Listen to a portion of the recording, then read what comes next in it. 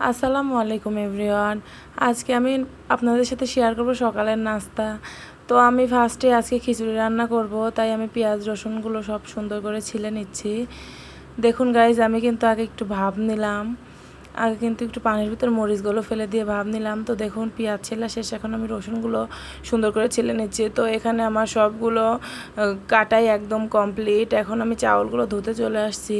তো চাউলগুলো আমি ধুচ্ছি আর দেখাচ্ছি। দেখুন চাউলগুলো কত সুন্দর, চাউল ডাউল দিয়ে আমি একসাথে মিক্স করে নিছি। দেখুন গাইস, এটাতে কিন্তু আমার গরুর চর্বি ছিল এই কড়াইয়ে। এখানে আমি রান্না করব খিচুড়িটা।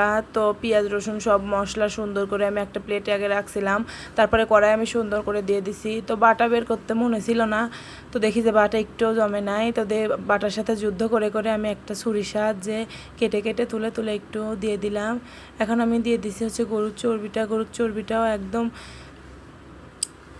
লেগে গেছিলো, তাই আর তুলতে পারতেছিলাম না, সেটাও আমি ছুরি দিয়ে তুলে দিছি।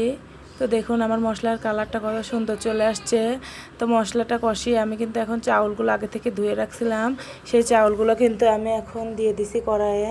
তো চাউলগুলো আমি দিয়ে ঢেকে দিছি। এদিকে আমি রাইস কুকারে পানি দিয়ে কিন্তু রাইস কুকারে পানি বসিয়ে দিছি। গরম পানি দিয়ে খিচুড়ি রান্না করলে কিন্তু খিচুড়িটা খেতে অনেক মজা লাগে।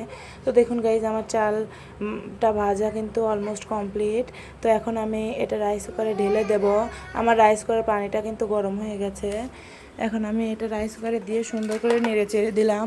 তো দেখুন গাইজ, আমার খিচুড়িটা কিন্তু অলমোস্ট হয়ে গেছে। এখন আমি একটা প্লেটে সুন্দর করে বেড়ে দেবো আমার হাজব্যান্ডকে খেতে।